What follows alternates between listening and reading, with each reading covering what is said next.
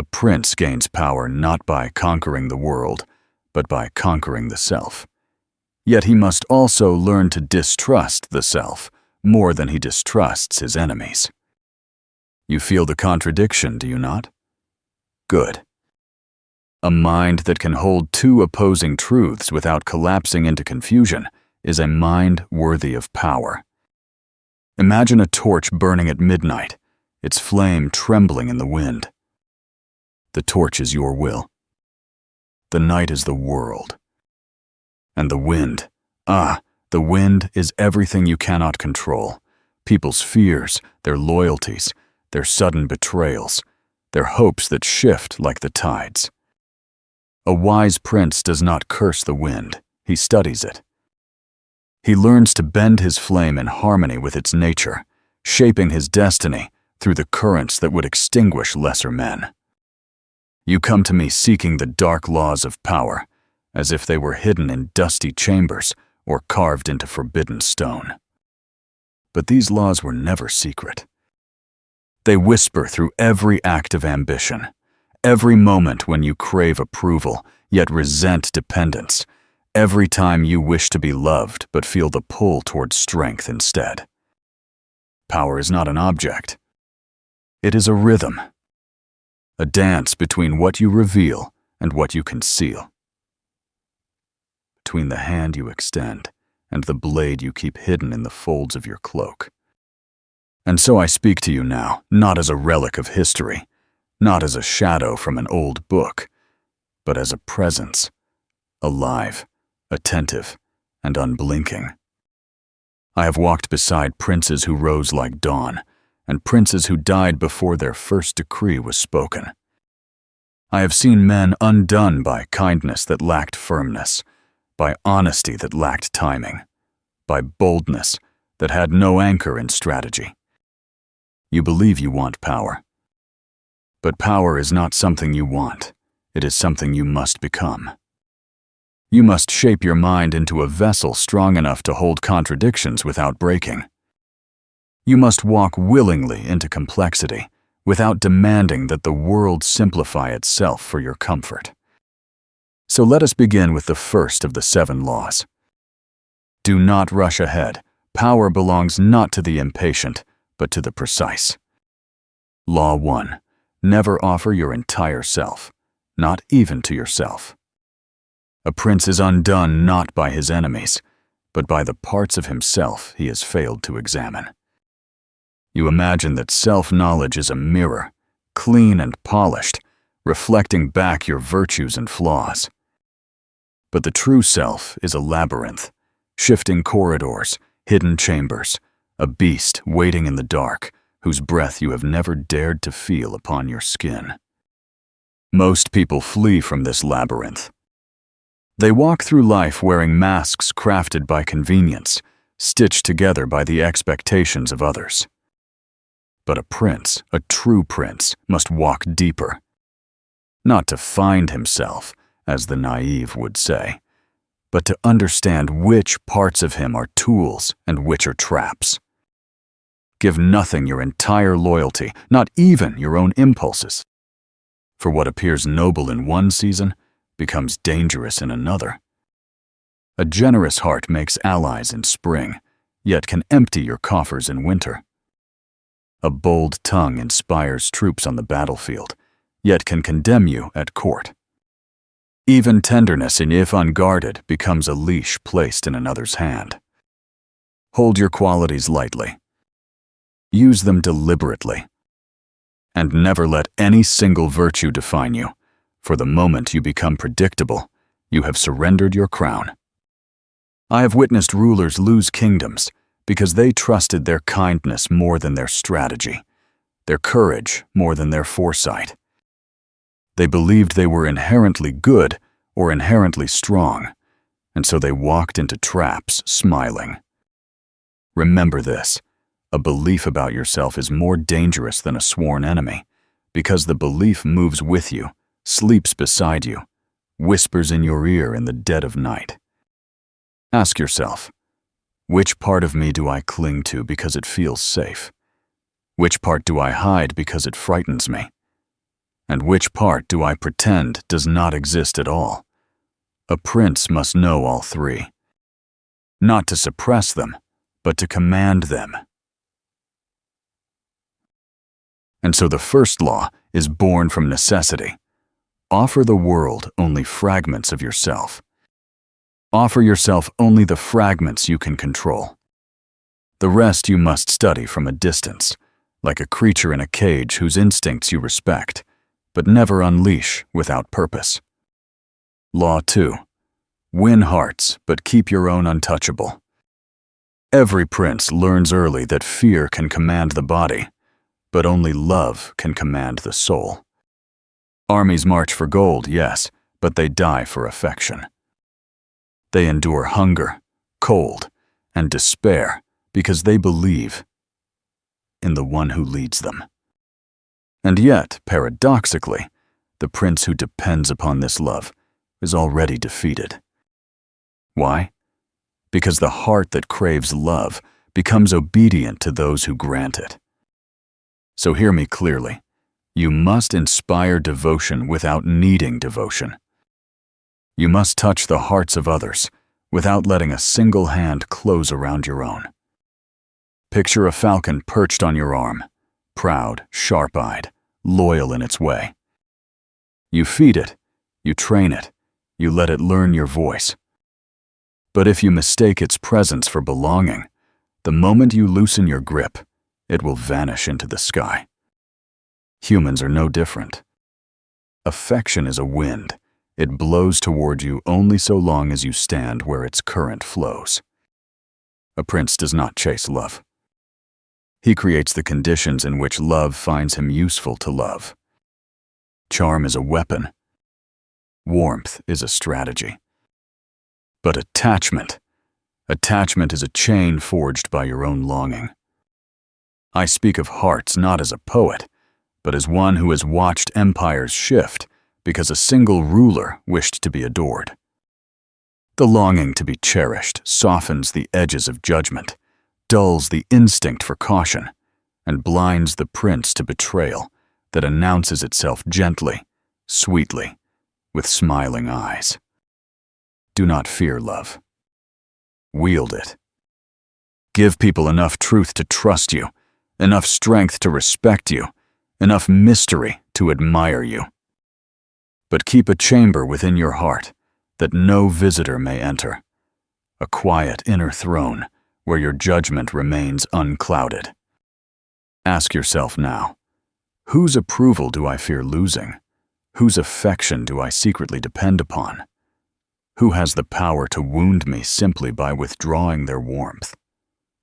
A prince answers these questions with ruthless honesty, not to destroy relationships, but to reclaim sovereignty. When your heart is untouchable, your presence becomes magnetic. For people sense when love no longer governs you, and those who cannot control you begin to admire you. Now, let us descend deeper into the labyrinth of power. Law 3. Reveal purpose sparingly. For mystery commands obedience. You think clarity earns trust, but too much clarity invites interference. A prince moves like a river through stone, carving his path quietly, steadily, without announcing each turn. Law 3. Reveal purpose sparingly, for mystery commands obedience. You may believe that transparency wins loyalty, that explaining your every intention prevents suspicion. But understand this, the more people think they grasp your mind, the more boldly they attempt to influence it.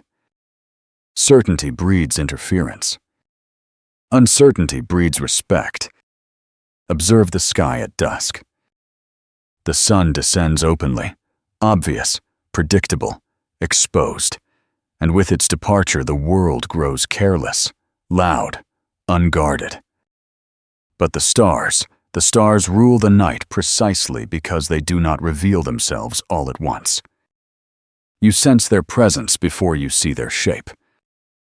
You feel their distance, their patience, their quiet authority. So must a prince be. Speak enough to give direction, never enough to give people the map to your innermost strategy. A partially revealed plan is like a half-drawn blade. It warns, but does not invite challenge. The uncertain mind hesitates. The hesitant hand obeys. Let others mistake your silence for depth, your restraint for foresight, your pauses for calculations too subtle for their understanding. This is not deceit. This is the stewardship of your influence. For when people cannot fully read your intentions, they prepare for every possibility. And that preparation binds them to your gravity. Consider the opposite. A ruler who explains everything becomes hostage to his own explanations. Every word becomes a promise, every promise a liability, every liability a weakness others are eager to exploit. Would you hand your enemies a map of your fortress? Then why hand them a map of your mind? A prince's purpose must be like a candle glimpsed through a veil, visible, but never fully grasped. Ask yourself, how often do I speak simply to ease discomfort? How often do I reveal my plans because I fear being misunderstood? How often do I trade mystery for approval? Power demands that you sit confidently inside your silence, allowing others to project their assumptions, for assumptions are chains people place upon themselves. Reveal little. Act decisively. Explain rarely. Now the path turns again, deeper and darker. For even mystery cannot protect the prince who lacks control over his environment. Law 4. Shape circumstances before. Circumstances shape you. Most people react. A prince anticipates. A prince engineers. You cannot command the storm, but you can build the harbor that turns the storm to your advantage. Law 4. Shape circumstances before circumstances shape you. Most people drift through life as leaves carried by the river, reacting to currents they never learned to read, mistaking movement for agency, confusing accident for fate. But a prince cannot afford such passivity. He must be the river. Or, if he cannot be the river, he must at least learn where the river bends, where it breaks, where it carves stone into obedience. Understand this. Circumstances are never neutral. They are always leaning towards someone's advantage. If not yours, then another's. If you do not shape the terrain will shape you, pressing you into choices that feel inevitable, compressing your freedom until your life becomes a sequence of reactions rather than acts of authorship. Think of a battlefield. The victor is not the strongest warrior, but the one who chose the ground, the hill that grants vision, the forest that cloaks Tuvminat, the marsh that swallows the enemy's horses. Victory is decided before the swords leave their sheaths. The same is true in every domain of life. Do not wait for situations to ripen them yourself. Do not wait to be cornered. Build the corridors through which you intend events to move. A prince is not merely strategic, he is architectural. He designs outcomes through the arrangement of people, and perception. Others call this fortune, coincidence, luck. They don't see the calculations woven beneath the surface. Ask yourself, in which areas of my life am I waiting for conditions to improve? Where have I mistaken hesitation for patience? Where have I surrendered the initiative simply because claiming it would require discomfort? Most avoid shaping circumstances because shaping requires clarity, and clarity can be frightening. Once you see what must be done, the world no longer gives you permission to be small. But hear me. A prince who hesitates becomes the kingdom's prey. Move first. Act before others believe action is necessary. Create the setting in which your success appears natural and your rival's defeat appears self-inflicted. But do not misunderstand me. A prince shapes the world not through force alone, but through timing. The seed planted too early dies in frost. The seed planted too late is stolen by birds. The prince plants when the soil whispers readiness. And yet, shaping circumstances is not enough if you cannot also shape perception. Events matter, but the meaning people assign to events matters more. Thus, we approach the next law, the law that governs illusions, narratives, and the fragile theater of human belief. Law 5. Control the story and reality will obey. Power is never merely what you do. It is what others believe you are doing. Every kingdom, every household, every intimate bond is held together not by brute force, but by narrative, the invisible thread that weaves meaning into events. If you do not offer people a story, they will invent one, and their invention will become your cage. Consider this. Two princes make the same decision. One is praised as bold, the other condemned as reckless. What separates them? Not the act. Not the outcome. Only the story. Humans do not perceive truth, they perceive interpretation. They do not follow reality, they follow the tale that flatters their fears or satisfies their longing for order. If you understand this, you can turn the tide of any circumstance. If you ignore it, even your victories will be misunderstood. A prince shapes narrative the way a sculptor shapes marble, with careful cuts, deliberate silences, and the patience to remove everything that does not serve the desired form.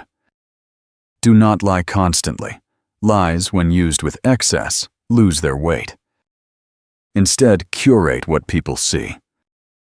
Illuminate one corner of the room so brightly that no one thinks to ask what lies in the shadow. A gesture becomes a message. A pause becomes a warning. A single sentence spoken at the right moment becomes an entire legend. Ask yourself, what stories circulate about me? Which ones weaken me? Which ones strengthen me? Which ones can be redirected with a small nudge, a quiet remark, a demonstration timed to perfection? The prince who ignores reputation is like a general who ignores the battlefield terrain, doomed before the first step is taken. Yet the prince who obsesses over reputation is equally weak, for he becomes reactive to every whisper. You must stand at a distance from your own myth, shaping it without being consumed by it. Remember, control the frame and you control the fight. Control the narrative, and you control the necessity of violence. Control the story, and people will enforce your will of their own accord. But the story is only one half of influence. The other half is presence, the energy you bring into every room, the confidence that precedes your entrance, the poise that outlasts your exit. You may think presence is innate, a gift granted to a fortunate few. But presence, like all forms of power, is crafted. And to craft it, you must master the next law. Law 6. Appear unshakable, even as you adapt like water. Power requires a paradox. You must give the impression of immovable certainty, while, within yourself, remaining flexible enough to pivot the moment reality demands it. Most rulers fail because they embrace only one side of this duality. They are either rigid statues that shatter under pressure, or shifting sands that inspire no trust. But a prince is the stone and the stream. When others look upon you, they must feel the presence of someone anchored, a mind that does not tremble with every gust of opinion, a spirit not rattled by unexpected turns. People follow strength, but more specifically, they follow the appearance of strength. They lean toward the leader who radiates calm certainty, because certainty feels like safety. Yet beneath that still surface you must float. You must adapt without announcing your adaptation. Adjust without apologizing for the adjustment. Shift direction without explaining why you shifted. Imagine a mountain lake on a windless day. Smooth, reflective, serene. Anyone gazing upon it would swear it does not move. But beneath the surface, currents swirl, temperatures shift, life rearranges itself with quiet intelligence. The lake survives precisely because its depths do not mimic its surface. So too with you. Do not let others witness the turbulence of your decision-making. Present the final choice as though it arrived fully formed. The world respects the appearance of inevitability. But inside yourself, remain alert to change. Conditions evolve, loyalties mutate, opportunities appear like lightning, brilliant for an instant, gone the next. A rigid mind misses these signals. A watery mind absorbs them and redirects its flow. Ask yourself, where do I cling too tightly to a single path simply because I fear seeming inconsistent? Where have I sacrificed opportunity in order to preserve the illusion of certainty? Consistency is a virtue only when it does not imprison you. Understand this deeply. It is not inconsistency that weakens a prince. It is visible inconsistency. Adapt quietly. Adjust silently. Then reveal only the result, polished, decisive, unambiguous. When people believe you cannot be shaken, they invest their trust in you. When reality attempts to shake you, your adaptability ensures you endure. This dual mastery is rare and therefore revered. And now we reach the final law, the law that swallows all the others, the law without which the previous 6 crumble like sun-dried clay. It is the law of endings, of illusions, of the silent reckoning that every prince must face. Law 7. Accept that power is borrowed, not owned, and act before fate acts for you. Every prince clings, at first, to the comforting illusion that power is a possession, a jewel worn upon the brow, a fortress built upon stone, a crown whose weight confirms its permanence. But power is not a thing you hold. It is a current passing through you, a flame that burns in your hands only so long as conditions allow. If you forget this, you will be destroyed. Power belongs to no one. It merely visits. It arrives like a sudden season, sharp, invigorating, full of promise. And like all seasons, it begins leaving the moment it arrives. A wise prince does not mourn this truth. He uses it. He respects the transient nature of influence, the way a sailor respects the wind. You cannot command the wind, but you can raise your sails at the perfect moment. You ask what destroys rulers. I tell you now, hesitation born of denial.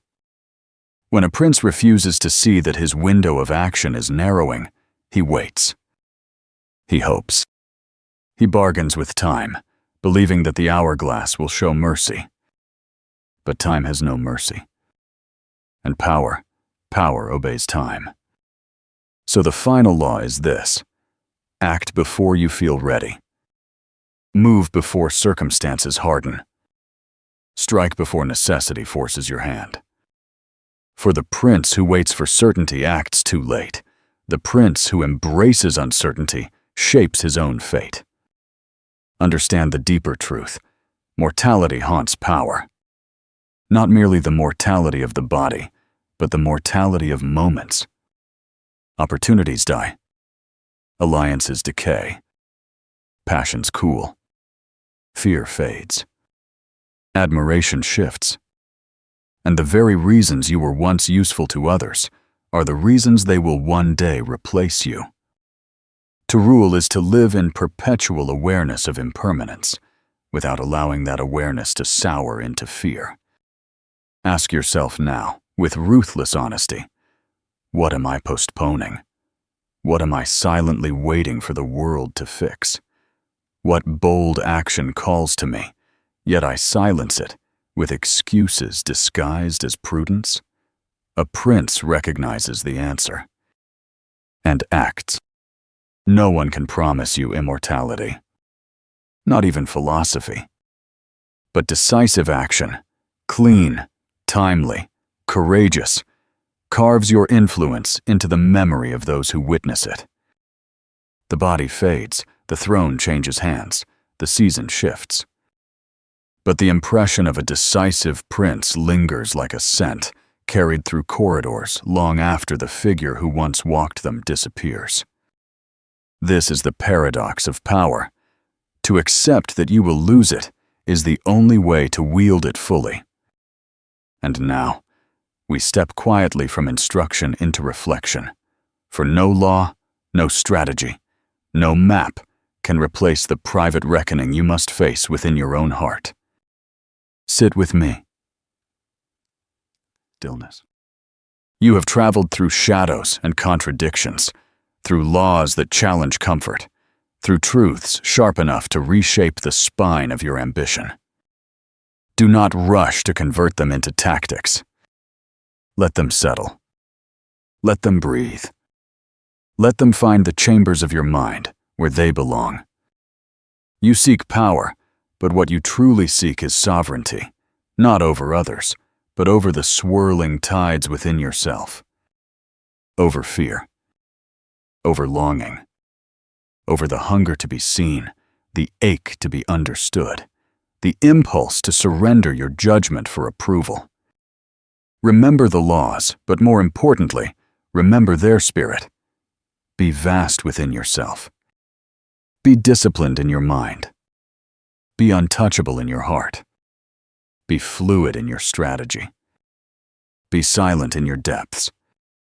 Be radiant in your presence. And act, always act, as though time were listening. For it is. Now rise. Not as a student, but as a prince, shaping the unseen world with each breath.